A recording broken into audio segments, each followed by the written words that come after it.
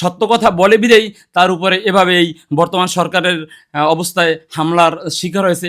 এছাড়া গত আওয়ামী লীগ সরকার থাকা অবস্থায় তার উপর যে হামলার শিকার হয়েছে, দীর্ঘদিন পর্যন্ত সে নিখোঁজ ছিল, সে তাদের গুমে আটকা ছিল। তো কেন হয়েছে যে আমরা যে গত যে আওয়ামী লীগ সরকার থাকা অবস্থায় যে ভালো ছিলাম, তাও কিন্তু ছিলাম না।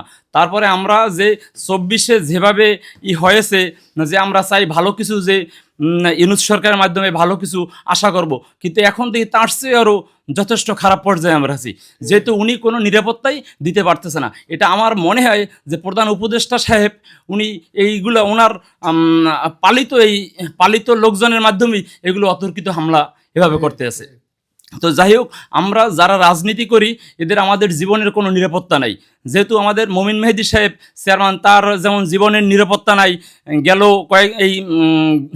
গতকালকে যেভাবে অতর্কিত হামলা হয়েছে, আজকে আমার উপর হইতে পারে, আপনার উপর হইতে পারে, কিন্তু জীবনের নিরাপত্তা কোথায়? ওনার উচিত, যে প্রধান উপদেষ্টার উচিত, যে কয়দিন থাকে উনি সুষ্ঠু সুন্দরভাবে যে দেশ যেন পরিচালনা করে। না হইলে ওনার উপরে যে আসলে কি বলে যে ওনাকে ধিক্কার জানাবো বা থু ফেলাবো, এই মতোই ভাষা প্রকাশ করতে পারছি না। এই জন্যই বলা হয় যে জন্ম হোক যথাযথা, কর্ম হোক ভালো, কিন্তু উনি যে কর্মগুলো করতেছে উনি জঘন্য খারাপ কর্ম করতেছে। এই বলে আমি আমার সংক্ষিপ্ত বক্তব্য এখানেই শেষ করলাম। বিজয় বাংলাদেশ, বিজয় নতুন ধারা।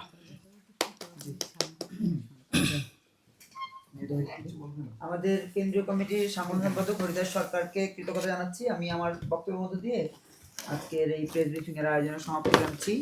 যারা কষ্ট করে এতক্ষণ পর্যন্ত আমাদের সাথে ছিলেন, বিশেষ করে আমাদের প্রিয় সংবাদ যোদ্ধারা, তাদের প্রতি কৃতজ্ঞতা জানাচ্ছি। এই হরিদা ওখানে চলে যাও। তাদের প্রতি কৃতজ্ঞতা জানাচ্ছি। আজকে শেষ কথা যেটা বলার প্রয়োজন মনে করছি সেটা হচ্ছে যে নতুন ধারা বাংলাদেশ এনডিবি এই গত 13 বছর ধরে আমরা যে চেষ্টাটা চালিয়ে যাচ্ছি অন্যায় অপরাধ দুর্নীতির বিরুদ্ধে একটা ঐক্যবদ্ধ প্ল্যাটফর্ম আমরা নির্মাণ করব, সেই চেষ্টায় আমরা আমাদের সাথে যাদেরকে পেয়েছি তারাও এখন শঙ্কিত।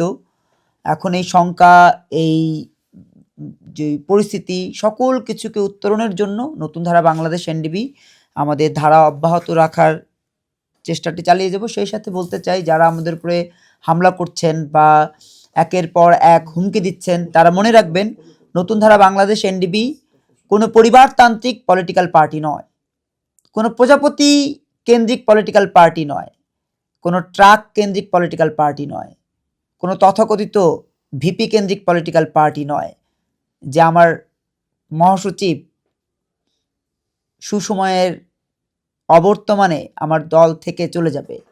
এই রাজনীতি নতুন ধারা বাংলাদেশ এনডিবি কোনোভাবেই ওন করে না।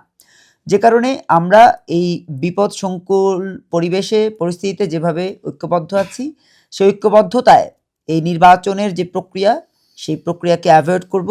নির্বাচনের এই প্রক্রিয়া আমরা ভোট প্রদান থেকেও বিরত থাকবার সিদ্ধান্তে আগামী মিটিংয়ের পরে আমরা যাব কিনা সেটিও আপনাদেরকে জানাবো।